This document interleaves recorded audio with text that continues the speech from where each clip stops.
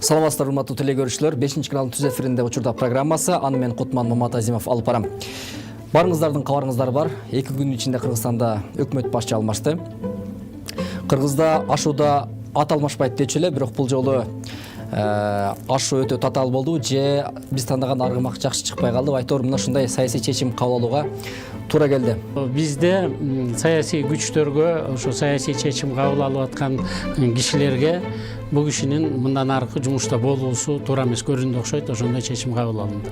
Өкмөт башчылары мына ушул туруктуу иштей албай жаткандыгы үчүн баягы аларды алып келген институттардын жоопкерчилиги кандай болуш керек? Мисалы ошол эле коалициялык көпчүлүк, анын ичинде партиялардын жоопкерчилиги кандай болуш керек? Мына бүгүн тилекке каршы эки менен коллегам так коалициянын көпчүлүгүнүн жетекчиси Иса Шайшенкуловичка суроо узатышты. Ким көрсөттү ушу премьерди депчи. Биринчи жолу 31-чи премьер-министрдин бир да партия көрсөтпөй, жалпы эле баарыбыз көрсөтүп атабыз деп тайсалаңдады да. Бул абдан туура эмес көрүнүштөрдүн бири. Эгерде социал-демократиялык фракция, эң көп фракция катары азыркы иштеп аткан президентти колдосо, уялбай эле биз президентти колдоп атабыз. Президенттин тандоосу болгон, биз ошону колдойбуз. Биздин колдообузду калган 3 фракция колдоду деп айтса болот эле да. Кыргызстанда ар түрдүү себептер менен кызматтан кеткен, абакта жаткан, качып жүргөн өкмөт башчылар бар. Анан ушул өкмөт башчылык кызматынын орду өзү баягы парламент менен же президент менен парламенттин ортосундагы баягы садага чабылчу бир курмандыкка айланчу кызматка айланып калган жокпу? Айланды. Левит Леонид Сидорович деген хитромудрый мен еврей бир заведующий отделым бар деп биринчи президент айтып жүргөн. Ошо аксакал бир жолу мени чакырып айтып калды да. Мен анда жаштар саясатынын бөлүмүн башкарып жүргөм. Бир мындай кылайлы дейт. Президент баарын чечсин, бирок жооп бере турган кыргыз өкмөтү болсун. Ошо садага чабыла турган механизмди киргизели. Конституцияга өзгөртүүнү сунуштабайсыңбы дегенде мен баш тарткам да. Жок, Американ моделиндей болуп, бийликтин башында президент турсун деп. Биринчи жылдары Кыргызстандын суверенитетинде президент аткаруу бийлигинин башында турган да. Мен ошол эркиндей механизмди турмушка ашырганды сунуштайт элем да. Партиялар эл алдында ар кандай программаларды өздөрүнүн идеяларын айтат эмеспи? Анан мурдагы шайлоодо ошондо ал программаларды аткаруу бийлигине киргизип аткарта албаса, анда жөн эле айтылган убадаларбы? Анан алдыдагы шайлоодо дагы мына ушундай убадалар берилет. Кийин өкмөт куралганда ал баягы программалар ошол жака кирип ишке ашабы? Ишке ашыш керек да. Теория боюнча ошондой болуп атат. Тилекке каршы мен Табалды мырза менен толугу менен кошулам. 6 лидер фракция ынтымакта болбогондуктан бийликти баардыгына алдырып коюшту да. Же өзүлөрү барбайт, же бөлөк бирөөнүн ыраагы көрбөй атып, андан кийин анан бөлөк жерде чечим кабыл алына баштады да.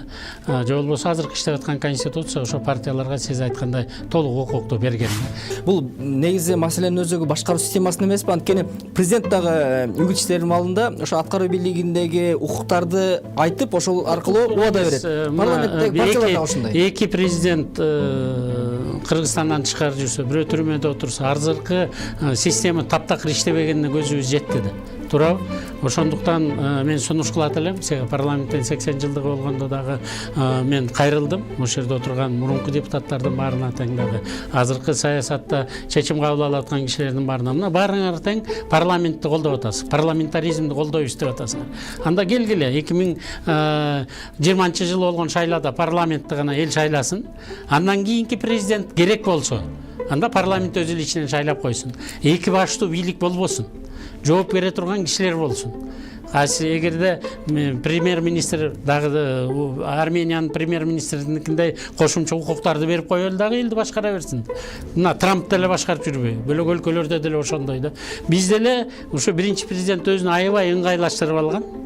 Баардык жоопкерчиликтин баары өкмөттө, жада калса парламентте, бирден болсо өкмөттү отставкага кетирип атып, алда болбой калса элди алаксат үчүн парламентте дагы досрочно кетирип ийген. Анан дагы бирден менен референдум кыла коймой да.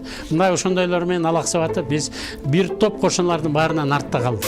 Бүгүнкү парламент өзүнүн укуктарын пайдаланбай жаткан, ушул өкмөттү курай албай жаткандыгын, күн карман парламент болуп атат деген сындардын баары эмне себептен улам? Ушул чын эле Табалды мырза айтмакчы, артындагы байлыктарынан корккондуктанбы? Байлыктардан, корккондуктарынан. Мына такыр байлыгым жок деген Өмүрбек Черкешев деле камалып кетти ушу парламенттин ичинен, туурабы?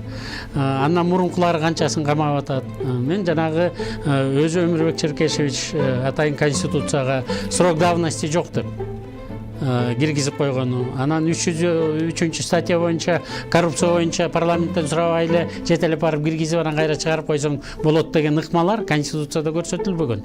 Бирок ошол эркинде ыкмалардын баары азыр бизге чоң бөгөттөрдү болду. Айтылбаган, көрүнгөн, көрүнбөгөн да механизмдердин баары турмушка ашып кетти да. Ошондуктан конституцияны Американыкындай кылып эле адам баласынын укугун гана коргой турган конституция кылып коюп, ар бир эми өкмөттү, парламентти өзүнүн мыйзамдары менен тескеп кете бериш керек. Негизи эле кыргыздар деле мына бышып жетти 40 жылдын ичинде. Же өлкө бутуна туруп кетет экен, же жоголуп кетет экен, ошонун 30 жылдыгын жоготуп алды. Тилекке каршы мактанарлык эчтеке жок. Акыркы мына 10 жылдын ичинде же тияка же бияка болобуз да. Мына ушулардын баарына эл баа берип, аң сезими ошого жеттиби? Парламентаризмге элдин аң сезими баратабы? Тилекке каршы жылдан жылга шайлоого барбай койгондордун саны көбөйүп атат да. Ошондуктан мен сунуштадым элем электрондук түрдө. Почта менен деле. Кайсы жерде болбосун интернет аркылуу дагы биздин жаран шайлаган укугу алыш керек. Канчалык көп киши шайласа, ошончолук ал адашпайт да. Ошондуктан тилекке каршы биз бул шакка кадамга бара албай койдук, бирок илеген Россия ушуга кетти. Интернет аркылуу дагы шайлоого барса болот экен деп. Анткени ушу окугандар, анализдегендер, ушак менен фейкти программа эмне экен, анын ушу тажрыйбасы бар, кадр бар экен, ошого көз жүгүртүп туруп баа бере турган мыктылар шайлоого келбей коюп атат да. Эң башкысы өкмөт туруктуу иштеш үчүн алгач биз парламентте туура шайлашыбыз керек экенин коом аңдап баратат деген ишенич менен бүгүнкү берүүбүздү аяктайбыз.